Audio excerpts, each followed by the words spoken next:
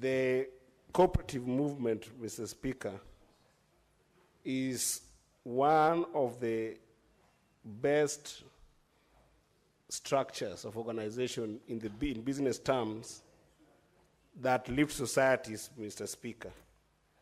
And this bill seeks to put a legal framework that will ensure that there is proper governance for cooperatives in the country, Mr. Speaker.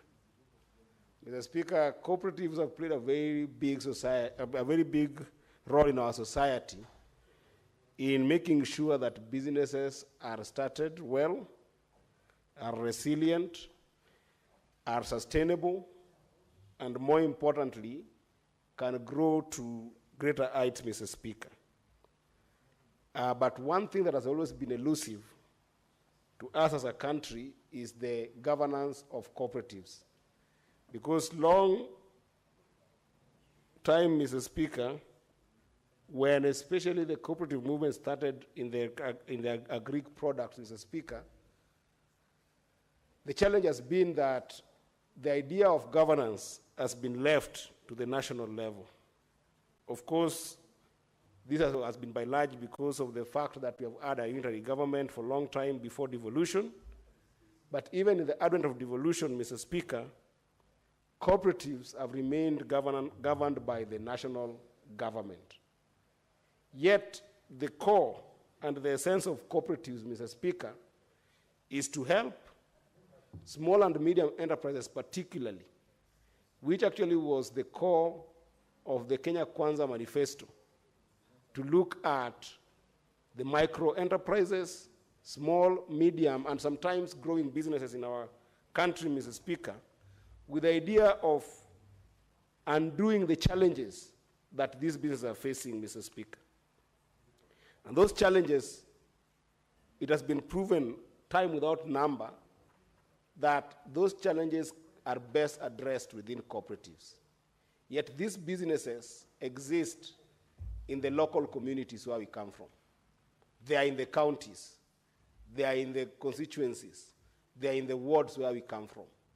But then if you look at the governance structure, the legal infrastructure that defines cooperatives, Mr. Speaker, you find that it is only at the national level that they have been regulated over time. So this is the first bill, Mr. Speaker, that seeks to give life to Article 186 of the Constitution, which sometimes back when the Constitution was being done, saw a nexus between the national government and the county governments in the running of some of affairs such as the cooperatives that we're seeing right now, Mr. Speaker. And therefore, Mr. Speaker, I don't see any good bill that will be better than this in terms of that giving just that legal framework that encompasses counties to be able to give them a life in the control of cooperatives, Mr. Speaker. For far too long, Mr. Speaker, cooperatives in this country have faced the problems of financing as the biggest one, to the extent that specifically you've seen SACCOs coming in place, which is a subset of cooperatives, that SACCOs have been innovative around the idea of creating credit facilities as well as saving facilities. And Mr. Speaker, you will see that a number of those SACCOs that we have seen in our borders have ended up changing lives to the extent that most of the informal business that we see today, or people who are still in the informal economy, over 70% of our country, Mr. Speaker, is still in the informal economy. If you look at the number of people who are employed and taxed in this country, Mr. Speaker, it's barely 30%. And that informal economy, the Juakali sector, the border sector that right now NTSA has given as having 1.5 million people in our borders, Mr. Speaker, those people can only make sense of growing their businesses within some form of a SACCO, which has specifically chosen the line of financial services and being able to help its members to figure out those financial services. And Mr. Speaker, even last week, we were with a number of senators from this house who I want to thank very much.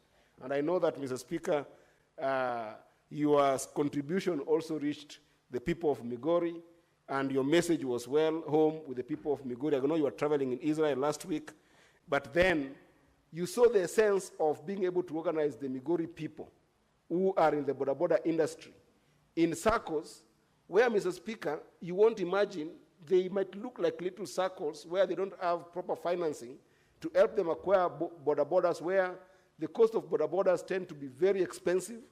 Yet, Mr. Speaker, when they organize themselves in those small circles, they are able to lend each other money, and they are able to support one another to acquire one more, and two more, and three more bodas within their circles. And last week, Mr. Speaker, through the effort of colleagues in this Senate, we were in Migori County to help the boda circles of Migori, and we raised 12 million. In a place where in their circles they used to borrow from each other in their small constituencies, maybe 50 shillings, now we have expanded that tenfold, that they're going to borrow and lend one another even up to 50,000, which, Mr. Speaker, is enough to give a deposit to get a boda from Watu Credit, to get a boda from Mogo, or to get a boda from Progressive and other financiers that are in the market, Mr. Speaker. So the role of cooperatives, as demonstrated by SACCOs, Mr. Speaker, cannot be understated. And the whip, majority whip, Senator Boni Alwale has just spoken about how cooperative movement have changed even the lives of farmers who are giving business sense in the milk industry on the mountain where you come from, Mr. Speaker, from the mountain. And you can see how this can transform the lives of our people.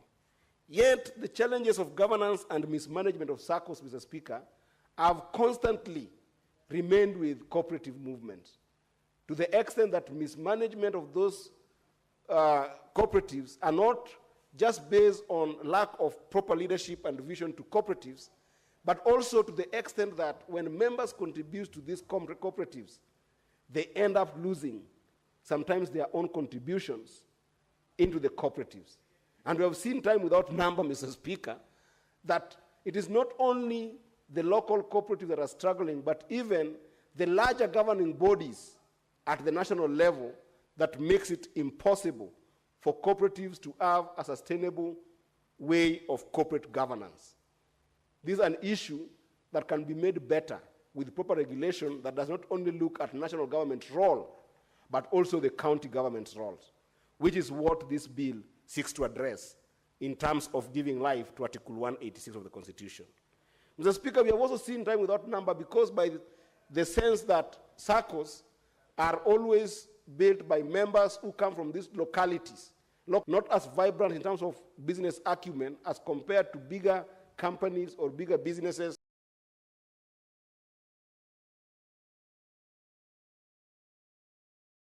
Speaker, the SACCOs tend to have a serious lack of capacity and a serious lack of skills in terms of what would make their, not only the SACCOs, but also the cooperatives tend to lack that capacity and skills in terms of what would make them be more business competitive.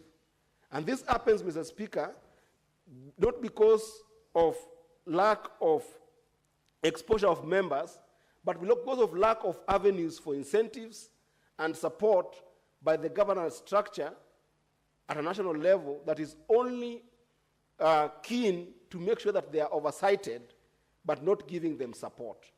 I think, Mr. Speaker, with what is proposed in this bill, that support can come where we have got a county body working together with a national body and being able to give this support to cooperatives in our communities, Mr. Speaker. One that is close to my heart, Mr. Speaker, is that because traditionally the cooperatives that we have seen, among them, Mr. Speaker, we have just been told about the milk industry, some we have seen in the form of sugarcane industry, but they've not done very well as compared to sometimes even the maize industry. Mr. Speaker, one of the biggest challenges we have had with SACCOs is a generational gap. There is no legal framework that requires for proper transitions, for proper engagement with generational change in SACCOs, Mr. Speaker. If you look at where you come from, Mr. Speaker, and you studied the cooperatives, from where you come from on the land, people who own the land, people who own the animals, people who own the factors of production that ended up defining the business in the locality that then made it possible for those SACCOs to mushroom. And, Mr. Speaker, partly also is because young people in most of the cooperatives that you have in the country, those jobs don't seem lucrative to young people. So, for instance, agriculture becomes somewhere that young people don't want to venture in. And therefore, they miss becoming members of these cooperatives. And, Mr. Speaker, that generational gap is a very dangerous one for our country, Mr. Speaker, if not given life by this kind of legislation. Because when there is no succession planning in these cooperatives, Mr. Speaker, then the SACCOs becomes just avenues for building business that can compete, not just at a national level,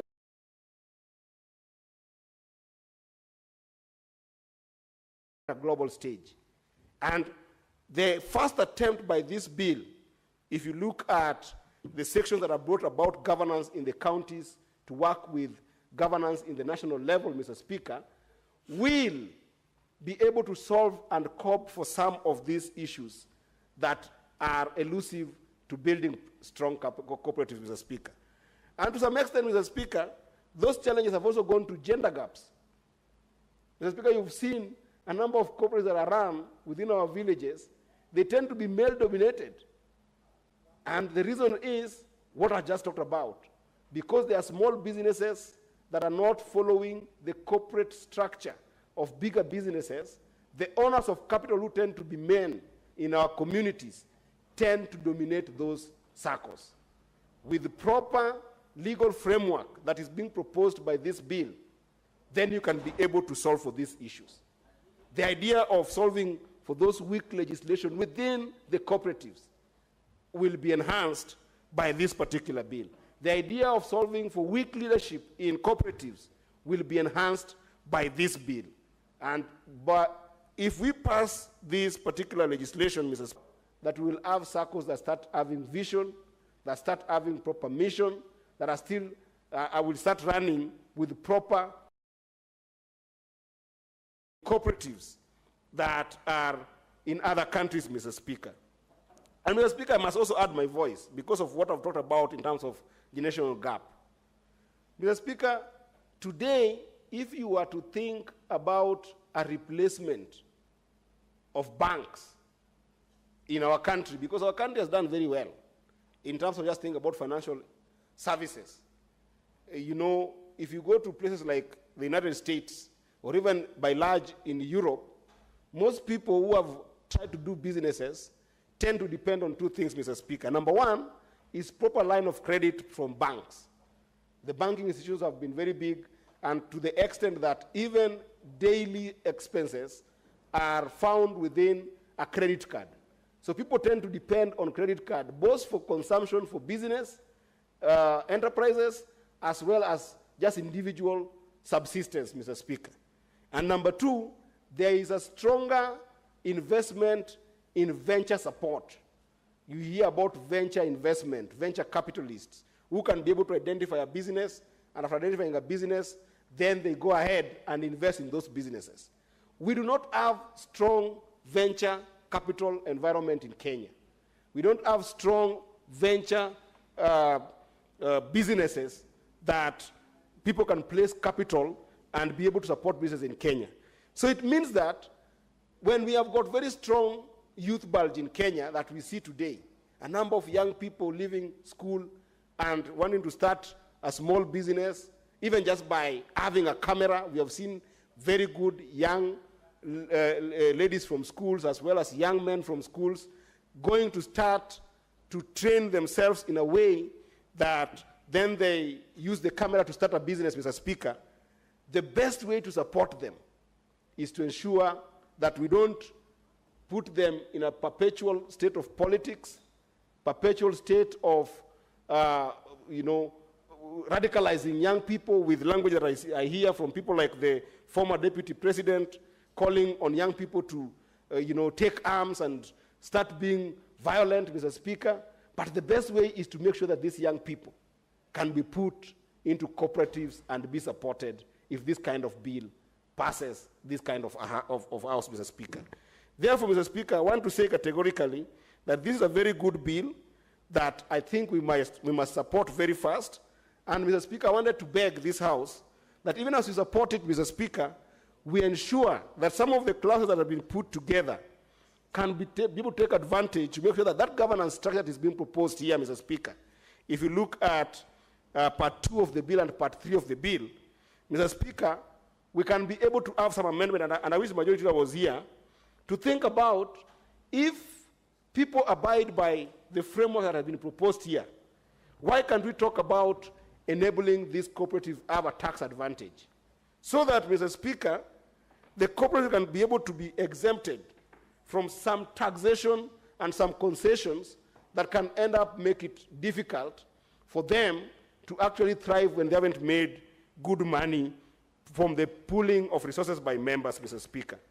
I also think that, Mr. Speaker, because we are now devolving the governance to the grassroots level, Mr. Speaker, there is an opportunity from this bill for an amendment to make sure that we can be able to interrogate the cost of running this cooperative, Mr. Speaker, by lowering the transaction structures that membership must then be able to put. Because some of the costs of registering cooperatives, Mr. Speaker, that we have seen, because it's being housed nationally for the longest term, those costs tend to cater for those facets.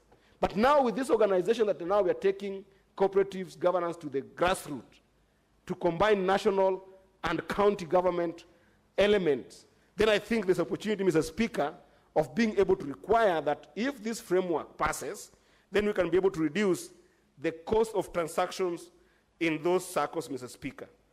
But circles exist, Mr. Speaker, to build businesses then that access market. The question of market, Mr. Speaker, I also think that I'll be moving an amendment in consultation with the majority leader, if possible, of rethinking the market power of circles. I mean, not circles, but cooperative in general. I know I'm very keen on circles because circles are the subset that is very strong, Mr. Speaker, and I keep on using them interchangeably. But circles in particular, but cooperative in general, Mr. Speaker, we must be able to look at a way of making sure that the products that are given by these cooperatives that we are going to support through this bill do not face the injurious element of market dominance by more established businesses. What do I mean, Mr. Speaker, by this? We have seen even some laws that have been passed in this House, in these Houses of Parliament, Mr. Speaker, in the past, where cooperatives in the milk industry will face the challenges of monopolies in the milk industry, who then will require some ridiculous standards of which kind of milk and which kind of equipment that must somebody use to get their milk to market, that only plays to the disadvantage of those cooperatives in the grassroots, Mr. Speaker. These are three areas, Mr. Speaker, I think if we focus on in terms of amendments, we'll make sure that the